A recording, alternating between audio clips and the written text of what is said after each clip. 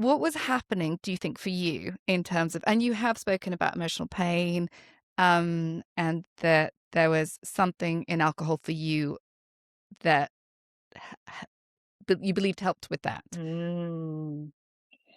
Yeah, yeah, gosh, it's a big one, isn't it, Claire? And it's such a huge part of this that if we're going to take away alcohol, what are we going to do instead, right? So especially if the alcohol has been, yeah, being used to try to escape from emotions. So that's what I used it for.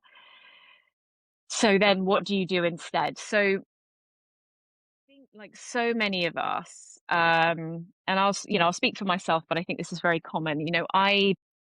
I would identify myself as being I'm a very sensitive person. I feel things very very deeply, very strongly. But in my family, my parents weren't able to hold those feelings or be with those feelings for understandable reasons, Mhm.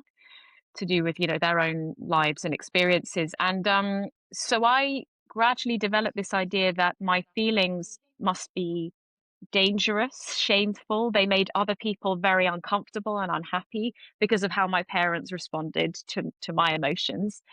So, and I thought there was something so wrong with me that I wasn't able to just suppress my feelings. So that was already in the works. And then my mother died when I was 14.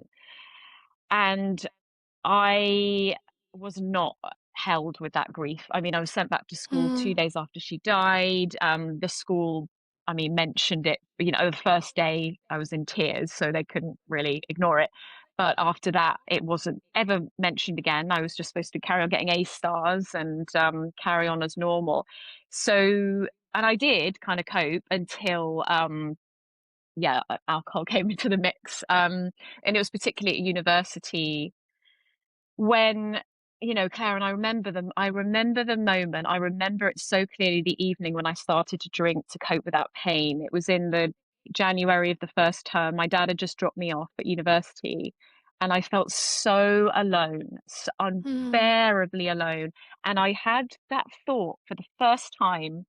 I wonder if alcohol will help, because I've drunk before and I think it's helped when I felt a bit sad. I wonder if it will help. And I got a bottle of red wine from the corner shop, watched like a comedy show, and it made me feel better.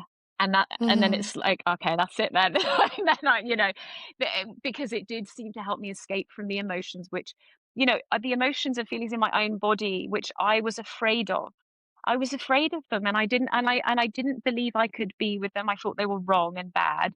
And then this drug comes along, which, because it's, as I've explained about the sedating us, seems to offer relief. And then I was using it for all painful emotions to try to cope. So, yeah, when I then started this real journey I mean, I sometimes call it breaking free from alcohol. Oh, Claire, I had to kind of be like, right, Ellie, if you're going to stop drinking this stuff, you've got to learn to be with these feelings. And it's really hard because, as you can imagine, there was a lot there, like so much grief and, yeah, so much pain. And yeah, it was a real practice of just being loving to myself for the first time in my life, which, yeah, was hard. But wow, where I am now and how I treat myself compared to how I used to treat myself is really amazing. So yeah, I feel emotional kind of thinking about it, because it really is a path Mm. from being cruel to myself without realizing it to being just so loving and being the loving parent that I wish I'd had, who's like, "Yeah, you're feeling sad, that's okay.